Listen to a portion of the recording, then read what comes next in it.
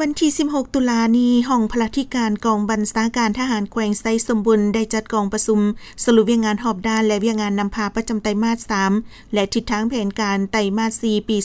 2025โดยภายใต้การเป็นประธานของสหายพันเอกเพชรลังสีพิจิตรคณะภาคกองบัญชาการหัวหน้าห้องพลธิการกองบัญชาการทหารแขวงไซสมบูรณ์มีคณะภาคคณะบัญชาห้องพลธิการหงหมอกองห้อยผลิตกองห้อยก่อสร้างกองห้อยขนส่งพร้อมด้วยพนักงานนักรบภายในห้องพลธิการเข้าร่วม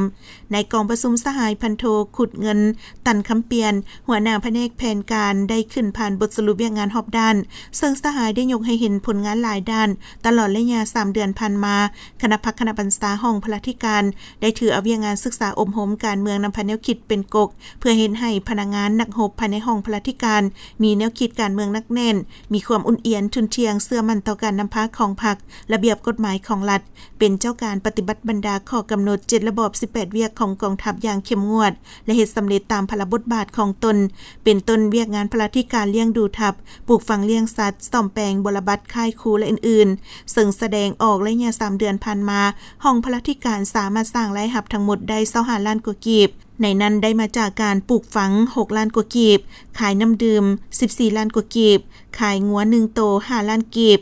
นอกนั้นมีงัวจำนวน6โตนองปลา1นองจากผลงานดังกล่าวพนักงานดังโหบหลายสหายได้กลายเป็นแบบอย่างให้กรมกองได้รับการย่องยอ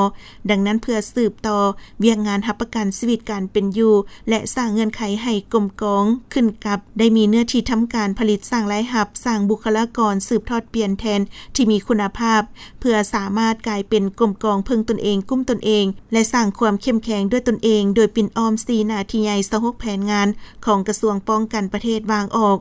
พร้อมนั้นสหายพันโทคำเอียงศรีประเสริฐห้องพลธิการได้ผ่านบทสรุปเวียงงานนำพาและทิศทางแผนการสืบต่อเติมอีกในกองประชุมได้ผัดเปลี่ยนกันประกอบคำคิดคำเห็นใส่บทสรุปให้มีเนื้อในครบถ้วนและสมบูรณ์เติมอีก